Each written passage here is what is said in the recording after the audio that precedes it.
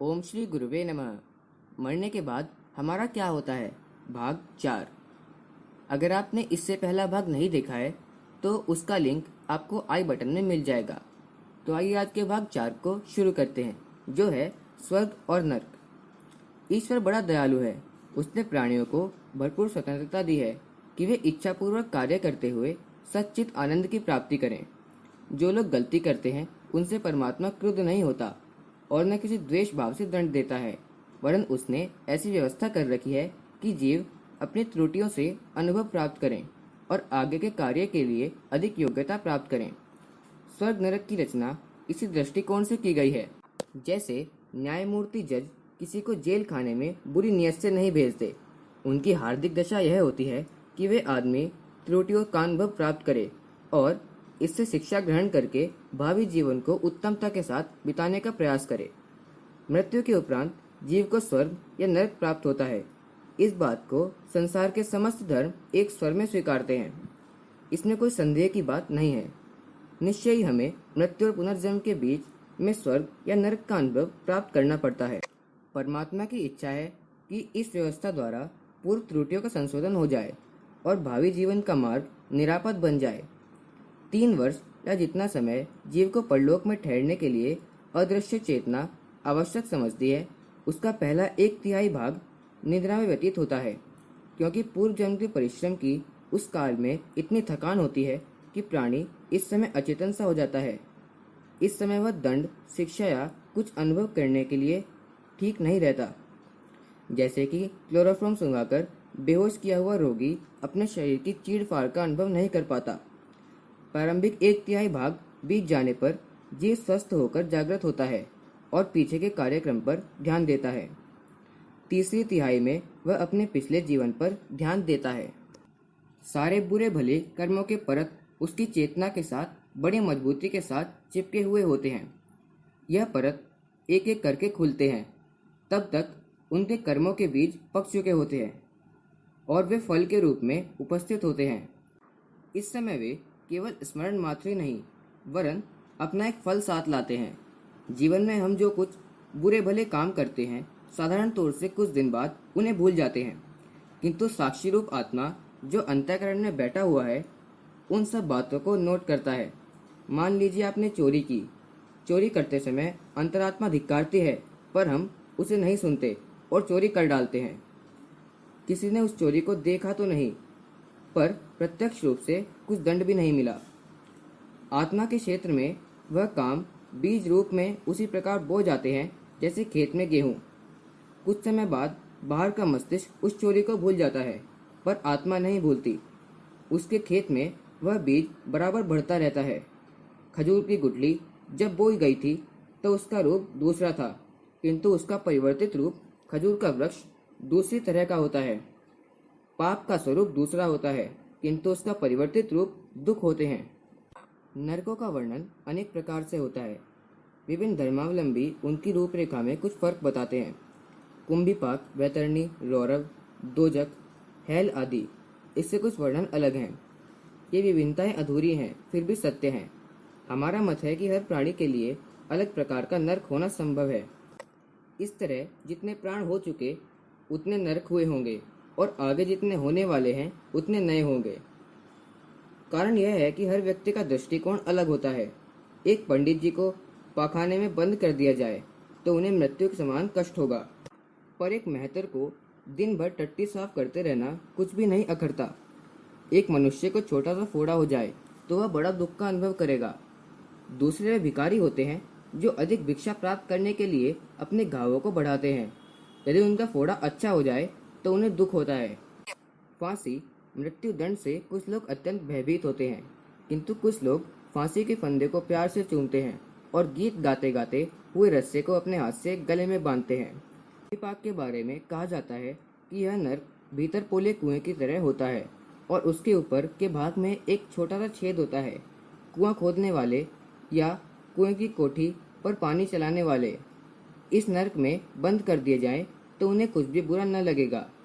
एक आदमी में चांटा मार दिया जाए तो उसे तलवार के आघात जैसा दुख होगा, किंतु दूसरे में 50 जूते मार दें तो भी 10 मिनट बाद हंसता नजर आएगा। इन्हीं सब कारणों से अलग अलग मानसिक स्थिति वाले लोगों के लिए अलग अलग प्रकार के नरकों की आवश्यकता है। पुराणों में ऐसा वर्णन है कि यमदूत घसीटकर नरक में ले जाते हैं। ये यमदूत कोई स्वतंत्र प्राणी नहीं है, केवल जीव के मानस पुत्र हैं। अंतःकरण अपने क्रम पारिपाक में इन यमदूतों को उपासता है। ये दूत केवल उतने ही दिन तक जीते हैं जितने दिन तक प्राणी को नरक में रहने की आवश्यकता होती है। कार्य समाप्त होते ही वह मर जाते हैं। एक के लिए पैदा हुए यमदूत दूसरे को दंड देने के लिए जीवित नहीं रहते।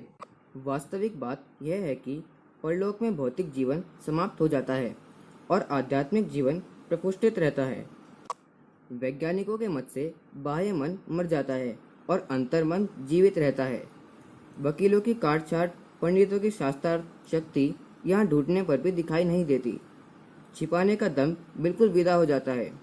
जिस अंतरात्मा में पाप बीज बोए थे वह खेत प्रौढ़ रूप से उस प्रकार सचेत हो जाता है जैसे कि जीवित अवस्था में बाह्य मस्तिष्क। मन, बुद्धि, चित्त और अहंकार का चतुष्टय, दसों इंद्रियां, इन सब के सम्मिश्रण से बना हुआ सूक्ष्म शरीर उस समय वैसा ही अचेतन रहता है जैसा कि जीवित अवस्था में गुप्त मस्तिष्क। हम देखते हैं कि एक मैस्मेरिज्म करने वाला बाहरी मस्तिष्क को नियंत्रित कर देता है और भीतरी मस्तिष्क को यह आज्ञा देता है कि तुम पानी में तैर रहे हो। तो वह व्यक्ति बिल्कुल यही अनुभव करता है कि मैं पानी में तैर रहा हूँ। सचमुच पानी में तैरने और इस झूठ मूठ के तैरने में रत्ती भर भी फर्क उसे मालूम नहीं होता। यही बात उस नर्क की है। उस नर्क की, उन यमदूतों की कोई अलग सत्ता नहीं होती और न परलोक में कोई अलग न्यायाधीश, जज, मुंशी, पेशकार बैठते हैं। प्रतिदिन अरबों खरबों जीव मरते हैं। इन सबको दंड देने के लिए उनसे दूने चौगुने तो यमदूत चाहिए और असंख्य दफ्तर, जेल खाने, नर्क आदि। इतने अलग बखेड़ों का स्वतंत्र रूप होना किसी प्रकार भी संभव दिखाई नहीं पड़ता। बेशक हर व्यक्ति के लिए अलग अलग नर्क हो सकते हैं क्योंकि वह उसके साथ पैदा हुए और नष्ट हो गए। अंतरात्मा में जमे हुए पाप संस्कार प्रकाश के रूप में जब प्रकट होते हैं तो इतनी शक्ति रखते हैं कि सूक्ष्म शरीर को बलात् उसके सम्मुख आना पड़ता है। सर्प के नेत्र तेज से खींचकर पक्षी उसके मुख में चले आते हैं। संभव है कि वे अपने मन से उस समय ऐसा ख्याल करते हो कि हमें कोई स्वतंत्र जीव पकड़े लिए जा रहा है। कर्मफल की भोगने शक्ति द्वारा फल पाने के लिए आकर्षित किए जाते समय संभव है सूक्ष्म शरीर ऐसा ख्याल करता हो कि यमदूत मुझे पकड़कर खींचे लिए जा रहे हैं। इन यमदूतों का रंग, रूप, आकार, प्रकार भी अलग हो सकता है। हिंदू के लिए तिलक लगाए हुए, गदा धारण किए हुए राक्षसों की आकृति के हिंदू आते हैं। ये दूत बातचीत भी हिंदी, अरबी, अंग्रेजी या उस भाषा में करते हैं जिससे कि वह पूर्व जन्म में बोलता है। उनकी आकृतियां भी अलग अलग विश्वासों के कारण अलग होती हैं। एक व्यक्ति बड़े दांतों में दिलचस्पी रखता है, दूसरा बड़ी आंखों में, तो एक का यमदूत बड़े दांतों वाला होगा और दूसरे का बड़ी आंखों वाला।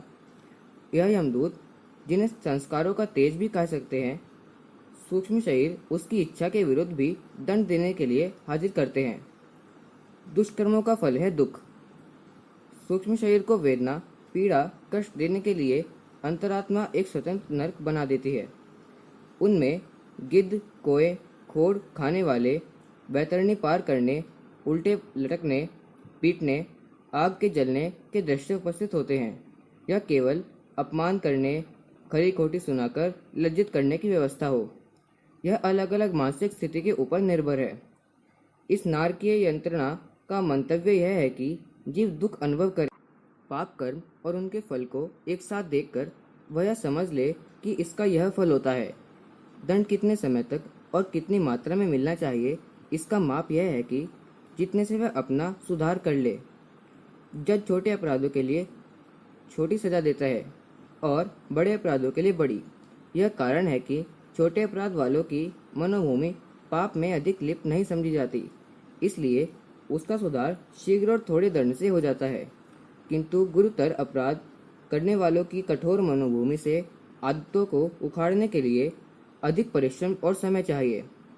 इसी दृष्टि से नरक की यातनाओं की सीमा होती है। दुष्ट कर्मों के परत एक एक करके उखड़ते जाते हैं और अपना प्रभाव दिखाकर नष्ट हो जाते हैं। सूक्ष्म शरीर में इंद्रियां भी होती हैं और मन भी। इसलिए शारीरिक पापों के लिए शारीरिक दंड और मानसिक पापों के लिए मानसिक वेदना होती है। जैसे कि अधिक खा लेने से अपने आप पेट में पीड़ा होती है, मिर्च के सेवन से अपने आप दाह होता है, वैसे पाप कर्मों का फल प्राप्त करने की व्यवस्था अंतरात्मा स्वयं में भी कर देती है। इसके लिए किसी दूसरे की जरूरत नहीं पड़ती। जो पाप प्रकट होते हैं उनका फल तो प्राय जीवित अवस्था में ही मिल जाता है, किंतु जो पाप भुगत नहीं पाते उनको परलोक में भुगतना पड़ता है। प्रभु ने ऐसी व्यवस्था की है कि नवीन जन्म धारण करने से पूर्व ही जीव अपने पिछले अधिकांश पापों को भुगत ले और अगले जन्म के लिए पवित्र होकर जाए, ताकि अगला जीवन इस पाप भारों के दुष्परिणाम से मुक्त हो। सेनापति अपने घायल सिपाहियों को तब तक अस्पताल में रखता है जब तक उसके घाव भर न जाएं, क्योंकि यदि घायल को पुनः युद्ध में भेज दिया जाए तो वह सेनापति का उद्देश्य पूरा न। प्राय सारे पाप परलोक में भुगते जाते हैं और जीव निर्मल बन जाता है। नरक का केवल इतना ही लाभ नहीं है कि पाप क्षीण हो जाएं, वरन यह भी उद्देश्य है कि आगे के लिए बुरी आदतें छूट जाएं और गलती के परिणाम का स्मरण रहे। चोरी करते समय चोरों के कंठ सूख जाते हैं, दुराचारों के पांव कांपने लगते हैं, हत्यारों की दुख दुखी जलने लगती है। यह पूर्व जन्मों को प्राप्त हुए दंडों का सूक्ष्म स्मरण है। पर हाय, लोग उस आंतरिक आवाज को बिल्कुल भुला देते हैं और फिर उसी पाप के पैशाचिक फंदे में फंस जाते हैं। पुस्तक मरने के बाद हमारा क्या होता है, भाग 4। धन्यवाद। ओम शांति।